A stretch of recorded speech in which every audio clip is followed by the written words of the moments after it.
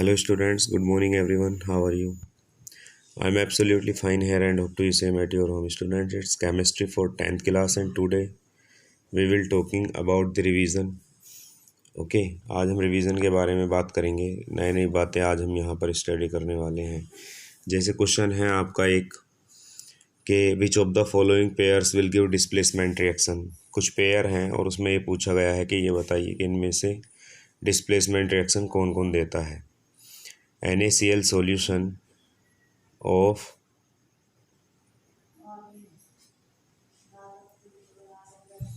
Copper metal. तो NaCl solution with copper metal, आइए चलते हैं। NaCl हमने ले लिया और कॉपर से इसकी रिएक्शन करानी है। तो बस आपको केवल इन दो चीज़ों के बारे में ख्याल करना है, एक कॉपर और एक Na। बस थोड़ा ध्यान रखिए, कॉपर और Na। अब इसमें अपनी सीरीज़ जो आपके पास में लिखबा काना का ना, Na पहले ही आ गया। मगलमंजन कर्फी सटकोनी सनपब, कॉपर हाइड्रोजन से भी बहुत नीचे है।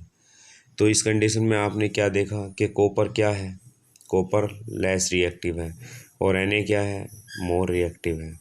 तो इस कंडीशन में जो लेस रिएक्टिव मेटल है वो कभी भी मोर रिएक्टिव मेटल को उसके साल्ट के सॉल्यूशन में डिस्प्लेस नहीं कर सकती, इसलिए ये रिएक्शन नहीं होगी। लेस रिएक्टिव मेटल कभी भी मोर रिएक्टिव मेटल को उसके साल्ट सॉल्यूशन में से रिमूव नहीं कर सकती। ठीक है, इसी तरह से एक एग्जांपल तो ये हो गया एक रिएक्शन। सेकंड रिएक्शन है आपकी magnesium solution and aluminium metal. Magnesium chloride यानी MgCl2 solution plus aluminium metal. अब यहाँ देखने वाली बात यह, फिर से आपको यही काम करना है, आपको इसको सर्किल कर देना है, इसको सर्किल कर देना है और अपना फॉर्मूला लिखवा काना मग लिखवा काना मग अल। पहले कौन आया, Mg, तो ये मोर रिएक्टिव मेटल है और Al बाद में आया है तो ये लेस रिएक्टिव मेटल है। तो इस कंडीशन में क्या है कि लेस रिएक्टिव मेटल कभी भी मोर रिएक्टिव मेटल को उसके साल्ट के सॉल्यूशन में से रिमूव नहीं कर सकती, इसलिए इसके आगे भी आप लिख दीजिए नो रिएक्शन। आप इसे भी लिख दीजिए नो रिएक्शन। इसी तरह नंबर थर्ड इक्वेशन में है और नंबर थर्ड है आपका FeSO4 solution and silver metal. तो आप इसको फिर से लिख लीजिए FeSO4 metal, FeSO4 solution plus silver metal. Silver का फॉर्मूला सिंबल होता है Ag। आपको फिर से वही काम करना है, सर्किल आउट कर दीजिए। ये लीजिए लिखबा काना मगल मंजन कर्फी सटकोनी सनपब। हाइड्रोजन के बाद कॉपर आता है, फिर Hg आता है और फिर Ag आता है, बहुत नीचे है, यानी ये वेरी वेरी लेस रिएक्टिव है और ये वेरी वेरी मोर रिएक्टिव है, ऐसे मान लीजिए। तो लेस रिएक्टिव मेटल कभी भी मोर रिएक्टिव मेटल को उसके साल्ट के सॉल्यूशन में से रिमूव नहीं कर सकता। नो डिस्प्लेसमेंट इज देयर, यहाँ पर भी no displacement no displacement no displacement.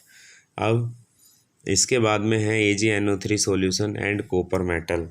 तो AgNO3 सॉल्यूशन आपका ये रहा और कॉपर मेटल आपकी ये रही। तो दोनों को सर्किल आउट कर लीजिए और देख लीजिए कि कौन क्या है। लिखबा काना मगलमंजन कर फीसट को निशन पर, यहाँ तक इनमें से कोई नहीं आया है, लेकिन कॉपर हाइड्रोजन के जस्ट बिलो है, कॉपर हाइड्रोजन के बिल्कुल ठीक नीचे है, लेकिन Ag वो काफ़ी नीचे है, सिल्वर काफ़ी नीचे है।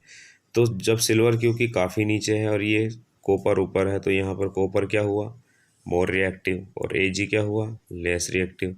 तो मोर रिएक्टिव मेटल जो है वो लेस रिएक्टिव मेटल को उसके सॉल्यूशन में से रिमूव कर सकती है, यानी यहाँ ये इसको बना देगा CuNO3 का होल ट्वाइस प्लस Ag, यानी यहाँ ये डिस्प्लेसमेंट रिएक्शन देगा। तो उम्मीद करता हूँ स्टूडेंट्स आपके ये क्वेश्चन समझ में आए होंगे। मैं आपको आगे नेक्स्ट क्वेश्चन पर लेकर के चलता हूँ। ये NCERT के क्वेश्चन है और काफ़ी बढ़िया क्वेश्चन है। आपसे पूछा गया which of the following method is suitable for preventing an iron frying pan.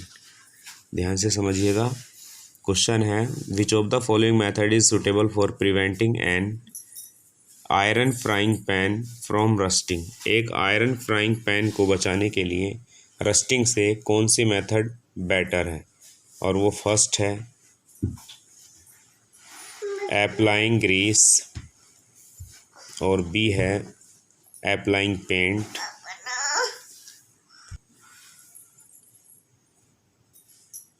Applying paint, और C applying a coating of zinc,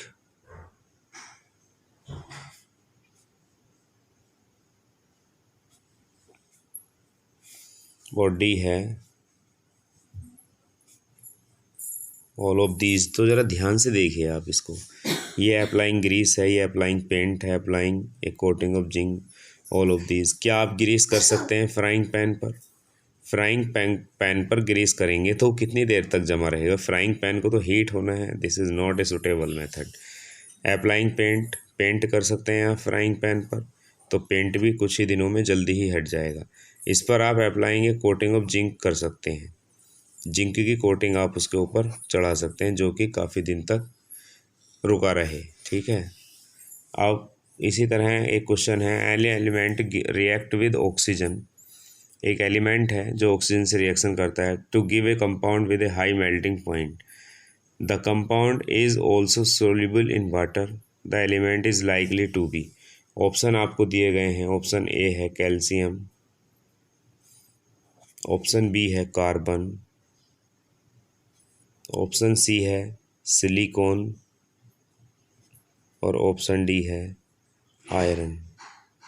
तो इनकी सारी ही बातों का ख्याल रखना है। इसमें ये बताया गया है कि इनमें से कोई एक ऐसा एलिमेंट है जो ऑक्सीजन से रिएक्शन करता है।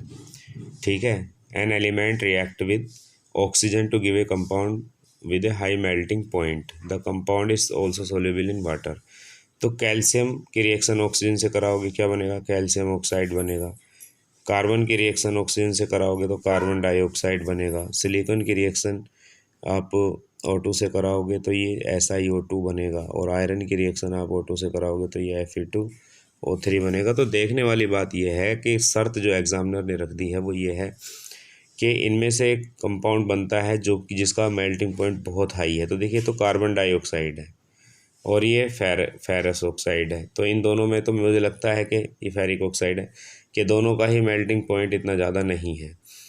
SiO2 का मेल्टिंग पॉइंट बहुत ज़्यादा है, CaO का भी मेल्टिंग पॉइंट बहुत ज़्यादा है, लेकिन ये वाटर में सोल्यूबल नहीं है, ये वाटर में सोल्यूबल है।